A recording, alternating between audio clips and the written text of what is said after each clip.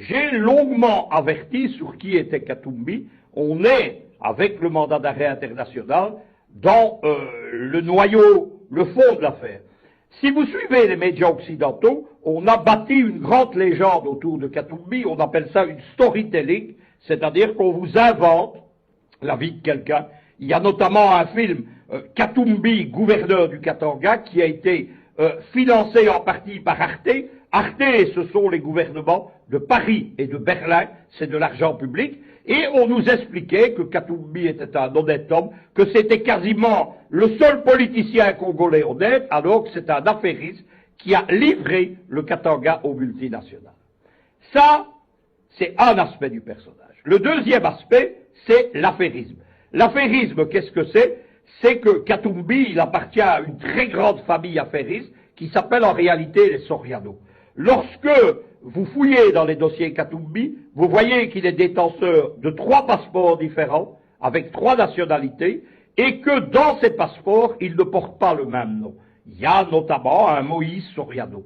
Qui conclut les contrats? Soriano, Katumbi, Katumbi bis, on ne sait pas très bien. Troisième chose, Katumbi, c'est le choix d'un scénario politique. C'est l'homme qui a été choisi dès les années Obama, le fameux sommet USA-African Leader, nous sommes à l'été 2014, il a été choisi comme l'homme qui était chargé de dégager la cible principale de ce qui est devenu le printemps africain, qui était Kabila. Kabila invité au sommet USA-African Leader et qui s'est vu opposé à une conférence de presse à John Kerry, qui était le ministre des Affaires étrangères américain de l'époque, et le but était très simple, c'était d'humilier Kabila, qui a été sous-estimé et qui a compris directement ce qui se passait. Que devait être Katumbi? Katumbi devait être le candidat unique de l'opposition. On a, mais les Américains ont l'habitude de le faire, surestimé sa popularité, et on lui a bâti les moyens de ses ambitions politiques. C'est-à-dire qu'il a été pris en main par des réseaux américains, de l'administration Obama, de ce qu'on appelle les vitrines légales de la CIA, de George Soros, ce sont toujours les mêmes gens, et de l'OTAN. Il y a une fondation qui est l'Atlantic Foundation aux États-Unis, c'est la principale fondation de l'OTAN aux USA, c'est elle qui a parrainé Katumbi. Katumbi, qu'est-ce qu'on a fait? On lui a créé tout d'abord une ONG puissante, dont le but officiel, ne souriez pas, ne riez pas, il n'y a pas de quoi, c'est le panafricanisme. C'est la première tentative d'ailleurs d'utiliser le panafricanisme contre les panafricains et contre l'Afrique, puisque c'est un faux panafricanisme dont le but est le néocolonialisme en Afrique. À la tête de cette ONG, qui a des moyens considérables, il y a un ancien conseiller à la sécurité nationale, et vous allez comprendre pourquoi j'ai fait ce long détour, à la conseiller à la sécurité nationale d'Obama, c'est le général Jones. Le général Jones, lorsqu'il cesse d'être conseiller, c'est un militaire du Pentagone à la retraite. Aux États-Unis, les généraux sont à la retraite très jeunes, dans la quarantaine, et ils se lancent dans le public.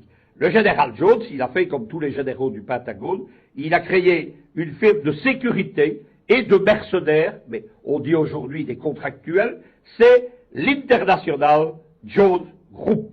Le groupe International Jones qui procure notamment des gardes du corps, qui procure des gardes de sécurité dans toute l'Afrique. Jones a une particularité, il dirige une firme de mercenaires, il est bien introduit dans l'administration américaine, mais c'est aussi le principal administrateur de l'ONG de Kabila. Kabila, à un moment donné, introduit des mercenaires au Congo, sous prétexte, dit-on, d'assurer sa sécurité. En réalité, il prépare un mauvais coup. Ces gens sont arrêtés. Il y a ce sont d'anciens Marines, il y a un de ces Marines qui fait des aveux en présence de ses avocats de la police congolaise devant un représentant de l'ambassade américaine dont il n'est pas molesté, il n'a pas été brutalisé, torturé, etc.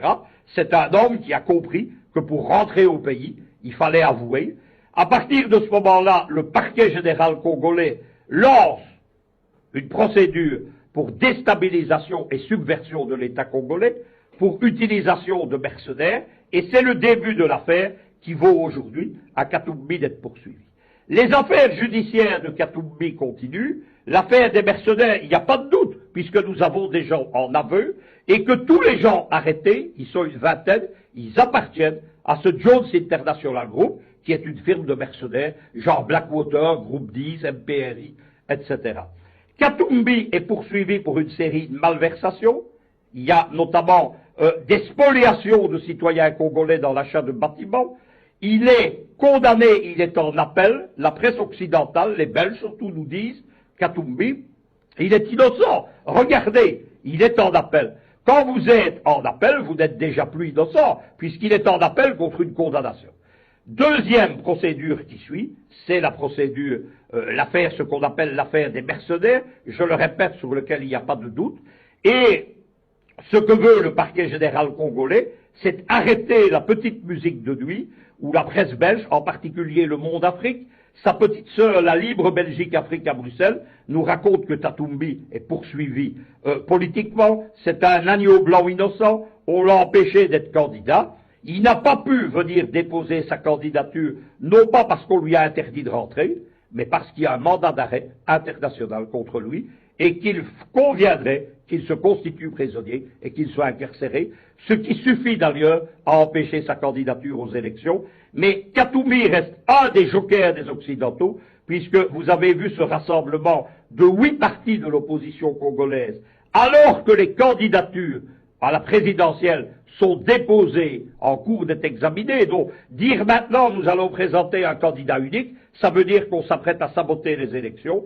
Et certains de ces partis de ce G8, ce sont des gens qui espèrent toujours présenter un Katumbi avec les moyens américains financiers dont dispose Katumbi comme candidat à la présidentielle. Il était temps que Kinshasa siffle la fin de la récréation.